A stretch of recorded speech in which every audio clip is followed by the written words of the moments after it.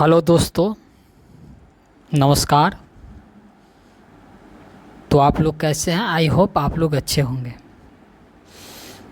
गुल crack mathematics classes में आप सबों को फिर से स्वागत है। तो मैं 6 to 8 मैथ साइंस का जो क्वेश्चन था, जो आंसर की आया था, और जो क्वेश्चन का जो आंसर दिया हुआ जो बीपीएससी आयोग ने दिया उसके अनुसार और होना क्या चाहिए उसके अनुसार हम अपने बात को आप सबों के पास रख रहे हैं। हमारे हिसाब से जो क्वेश्चन का आंसर होना चाहिए वो रख रहे हैं, और आप लोग इस पर कमेंट कीजिएगा कि ये क्वेश्चन चैलेंजेबल है या नहीं। हमारे हिसाब से ये चैलेंजेबल है। तो देखिए, एक क्वेश्चन था, ये क्वेश्चन का जो सेट है वो के है, के सेट है। और इसमें ज़रा देखिए, ये क्वेश्चन को ज़रा गौर से मिलाइए। मैंने इसीलिए दोनों को एक जगह सेट किया है। ये क्वेश्चन है एक टैंक सिलेंडर के आकार का है। चाहे सिलेंडर कहे, चाहे आपका खोखला बेलन कहे, एक ही बात होता है कि सिलेंडर को ही खोखले बेलन कहा जाता है। तो हमारे हिसाब से तो दोनों एक ही चीज़ होता है। और बहुत जगह बहुत अलग अलग यूट्यूब वाले सर जो है बताए थे कि इसका आंसर ये होना चाहिए। तो बहुत लोग ने अलग अलग कमेंट दिए कि नहीं, ये वो नहीं, मतलब बहुत तरह के। इसीलिए मैं इसका आपको दोनों के क्वेश्चन को कंपैरिजन कीजिए। उसके बाद यहाँ लिखा हुआ मयंक, देखिए सिर्फ भाषा के जम मयंक ने अपने बगीचे में एक पक्षी स्नान घर बना, जो नहीं दिया हुआ है, एक खोखले बेलन जैसा है। वो भी खोखले बेलन का है, यह एक सिलेंडर के आकार का बना हुआ है, ठीक है। जिसके एक सिरे पर, इसमें जिसके एक, यहाँ से एकदम हूबहू लाइन है, जिसके एक सिरे पर एक अर्धगोलाकार गड्ढा है। और इसमें कहा गया है, देखिए इसमें कहा गया कि इसके एक सिरे पर अर्धगोलाकार बर्तन बना हुआ है। तो अर्धगोलाकार बर्तन बना हुआ है, चाहे अर्धगोलाकार गड्ढा हो, सेम चीज़ होगा। और उसके बाद देखिए और क्या है, उसके बाद हूबहू एकदम लाइन मिलेगा आपको। यहाँ आकृति दिया हुआ है, इसमें आकृति नहीं दिया हुआ है। बेलन की ऊंचाई 1.5, और यहाँ भी आपको 1 पॉइंट यहाँ भी दिख जाएगा 1.5 है, यहाँ भी एकदम हूबहू। और उसकी त्रिज्या 30 सेंटीमीटर है। इसमें भी उसकी त्रिज्या कितना है? 30 सेंटीमीटर है। टैंक का कुल सतह क्षेत्रफल, यहाँ भी कहा है कि संपूर्ण पृष्ठीय क्षेत्रफल, चाहे कुल सतह क्षेत्रफल कहे या संपूर्ण पृष्ठीय क्षेत्रफल कहे, हमारे हिसाब से तो सेम है। हो सकता है मैं कुछ गलती, लेकिन हमारे हिसाब से कोई गलती तो नहीं, एक ही बात है। संपूर्ण पृष्ठीय क्षेत्रफल कहे या कुल सतह क्षेत्रफल का, एक ही बात हुआ। अब देखिए, ये आपका एनसीईआरटी है, क्लास 10 का है। ये क्लास 10th का जो है एनसीईआरटी है, और पेज नंबर 184 पेज नंबर आप देखिएगा। और इसमें एग्जाम्पल का है। अगर मान के चलिए, अगर एग्जाम्पल नहीं रहता तो उसमें कुछ अलग बात था, लेकिन यहाँ एग्जाम्पल है। क्या है ये? एग्जाम्पल है। तो ज़रा देखिए, इसमें आपका सॉल्यूशन दिया हुआ है। इसमें आपका सॉल्यूशन हम आपको यहाँ पर दिखाते हैं। इसको हटाइए। अब इसका सॉल्यूशन देखिए कि जो भी है, फाइनली जो आपका सॉल्यूशन दिया है वहाँ देखिए, यहाँ देख सकते हैं आप, यहाँ 3300 cm², मतलब 3300 cm में हुआ, cm²। और जब इसको मीटर में बदला तो 3.3 मीटर स्क्वायर। ये हम नहीं सॉल्यूशन किए हैं, आप देख सकते हैं। आपके पास भी एनसीईआरटी बुक होगा तो आप भी देख सकते हैं। पेज नंबर 184 में एकदम दिया हुआ 3.3 मीटर। और जब यहाँ तो एकदम क्या है, करेक्ट है। और यहाँ पर एक बात और कोई कह सकता है कि यहाँ पाई का मान क्या लिया नहीं लिया, ये भी कह सकते हैं। यहाँ तो एकदम जब तक कहा जाता है कि जब तक कहा ना जाए पाई का मान 22/7 ही रखे, तो जब तक कहा ना जाए तो पाई का मान 22/7 ही रखे। तो यहाँ भी 22/7 रखिए, यहाँ रखा भी हुआ, यहाँ देख सकते हैं, यहाँ पाई का मान 22/7 रखा है। एकदम कोई दिक्कत, एकदम करेक्ट। अगर 3.14 अगर आंसर लेता है, मान के चलिए 3.4 लिया हुआ, 3.14, आयोग में क्या करता, 22/7 लेता, तो थोड़ा दशमलव का हेर फेर हो सकता है, क्योंकि 22/7 बराबर ये 3.14 नहीं है। लेकिन ये तो एकदम 22/7 लिया है एकदम, यही अगर कहीं पर अगर इसके बदले ये तो एकदम 100% सत्य होता है 22/7। 3.14 थोड़ा क्या होता है, कम होता है, लेकिन 22/7 एकदम करेक्ट होता है। उसके अनुसार से वो एनसीईआरटी जो बनाए हैं उसका सॉल्यूशन क्या है, 3.3 मीटर स्क्वायर, जो आपका क्या है आंसर में दिया हुआ है। और उसके बावजूद भी आयोग ने इसका आंसर जो दिया है वो आपका ई दिया हुआ है। अब क्यों दिया है, कैसे दिया है, वो आयोग ही जाने, आयोग का एक्सपर्ट ही जाने, वो मुझे पता नहीं। लेकिन मैं इसका ऑथेंटिक जो है साक्ष्य तो मैं दे रहा हूँ। एनसीईआरटी जो कहा गया कि एससीईआरटी चाहे एनसीईआरटी, बाकी और क्वेश्चन 2 ठो है उसका मैं साक्ष्य नहीं जुटा पाऊँगा, क्योंकि वो पता नहीं मैथ का है, आपको नंबर चेंज कर सकता है। लेकिन ये क्वेश्चन एकदम हूबहू साक्ष्य है, इसमें तो कोई दिक्कत नहीं। हमारे हिसाब से इसका आंसर बदलना चाहिए और ये हमारे हिसाब से होना चाहिए। आप लोग इस पर कमेंट ज़रूर कीजिएगा कि इसका आंसर आयोग ने दिया है वो सही है, ये ने आपको बीपीएससी दिया हुआ है और होना चाहिए आपका एनसीईआरटी दिया। अब एनसीईआरटी सही है या आयोग सही है वो आप बीपीएससी जाने, नहीं तो एनसीईआरटी से कहिए कि इसका आंसर चेंज कीजिए। हमारे हिसाब से आपका बी ही सही है ना, जो दिख रहा है 3.3 मीटर स्क्वायर। अब देखिए क्या होता है, और आपको हम क्वेश्चन दिखाते हैं। चलिए आते हैं नेक्स्ट क्वेश्चन पर। नेक्स्ट क्वेश्चन पर आते हैं।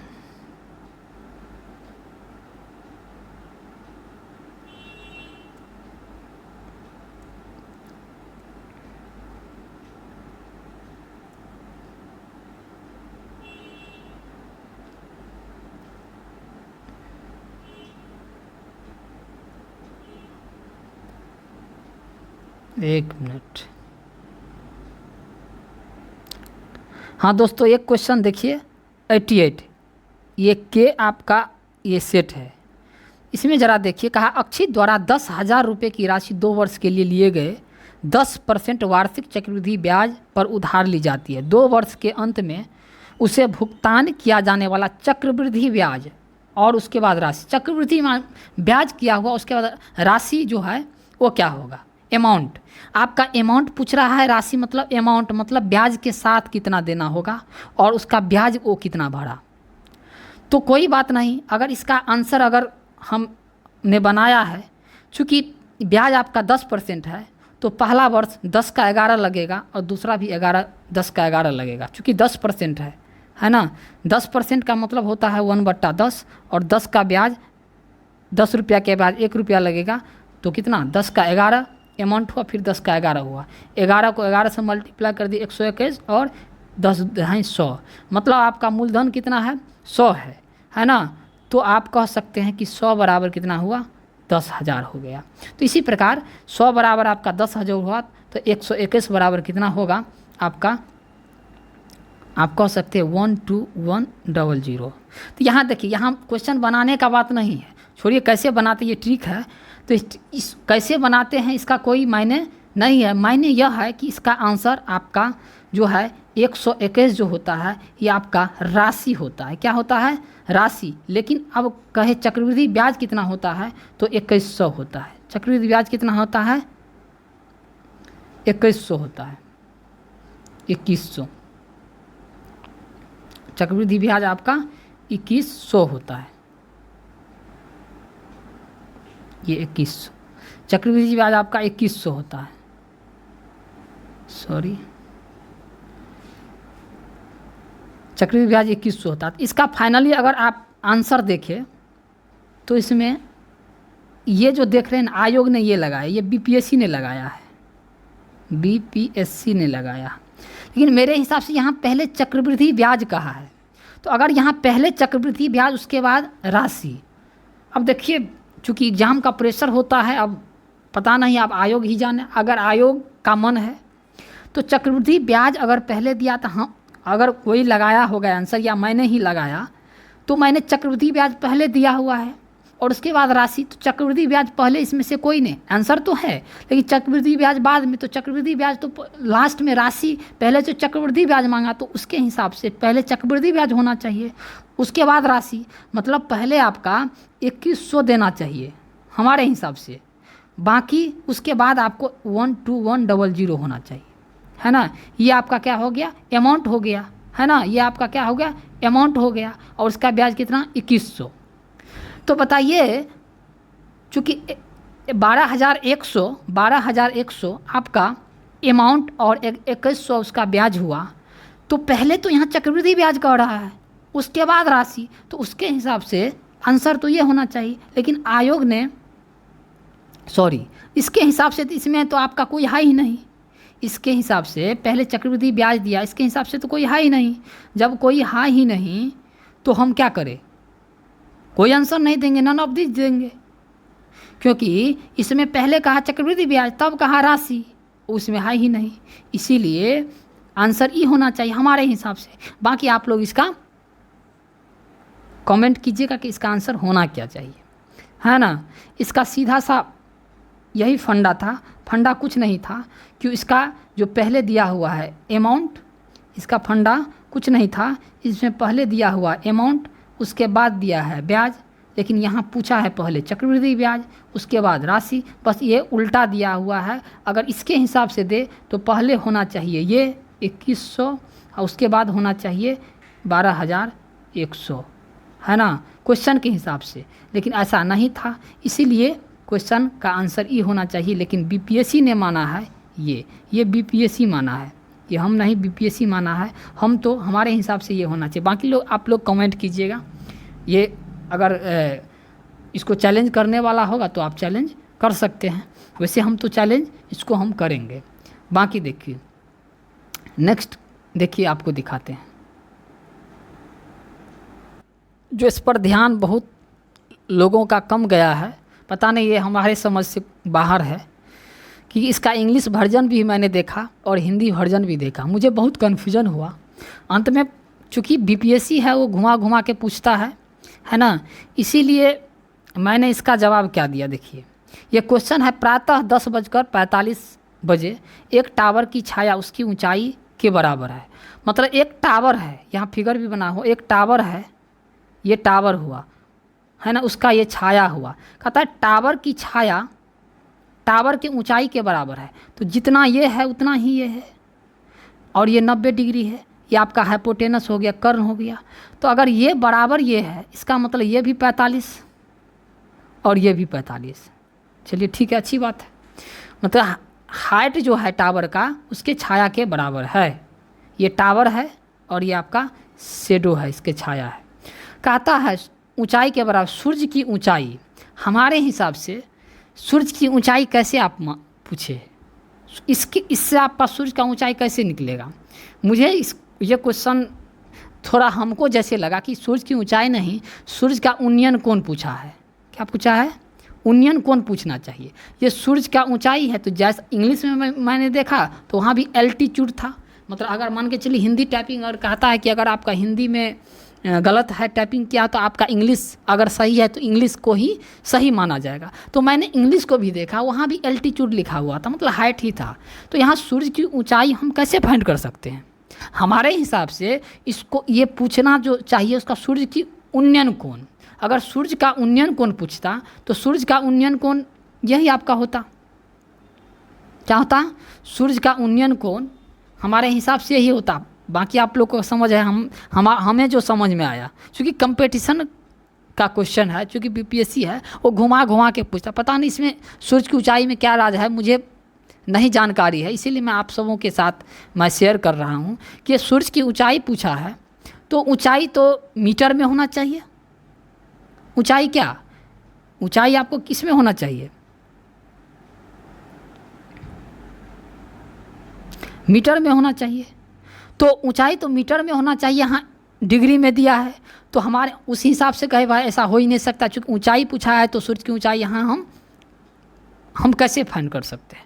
तो इसीलिए मैंने समझा कि ये सूर्य की ऊंचाई नहीं, सूर्य का उन्नयन कोण पूछा होगा, इसलिए ऐसा है नहीं। मतलब क्वेश्चन के हिसाब से यहाँ आंसर दिया ही नहीं, इसीलिए मैंने क्या किया, इसको ई मारा। हमें नहीं आता था सो बात नहीं, एकदम उन्नयन कोण का आता तो सीधे मारते, है ना। लेकिन ये बीपीएससी ने कहा कि ये आंसर होगा और मैं कह रहा हूँ कि ये होगा। अब आप ही लोग बताइए इसका आंसर क्या होगा। बड़े बड़े सर सब हैं, उनसे भी थोड़ा सलाह लीजिए कि इसका आंसर होना क्या चाहिए। आप लोग को थोड़ा ध्यान आकर्षित किए बहुत लोग, देखिए बहुत लोग ये मार के आए हैं, बहुत लोग ये मार के आए हैं, लेकिन होना क्या चाहिए, मैं इस पर तो ऑब्जेक्शन करूँगा चाहे जो भी हो। तो ये 3 क्वेश्चन मेरे हिसाब से जो डाउटफुल था, जिस पर मेरे हिसाब से चैलेंज होना चाहिए। बाकी आप लोग कमेंट कीजिएगा। तो बहुत बहुत धन्यवाद। अब देखिए 9th-10th का आंसर की अभी तक नहीं आया, कहा है 6 सितंबर, पता नहीं कब आएगा। उसमें भी देखेंगे, एक आध क्वेश्चन हमें उसमें प्रॉब्लम उसमें भी देखेंगे। बाकी अपने हिसाब से जो हमारे हिसाब से जो समझ से जो था वो हम आपको बताया। बाकी आप लोग कमेंट कीजिएगा और इस चैनल को सब्सक्राइब ज़रूर कर दीजिएगा, जिससे हमारी बात, हमारी समझ आप तक पहुंच सके और कुछ जानकारी आपको भी मिले और हमें भी मिले। जय हिंद, जय भारत।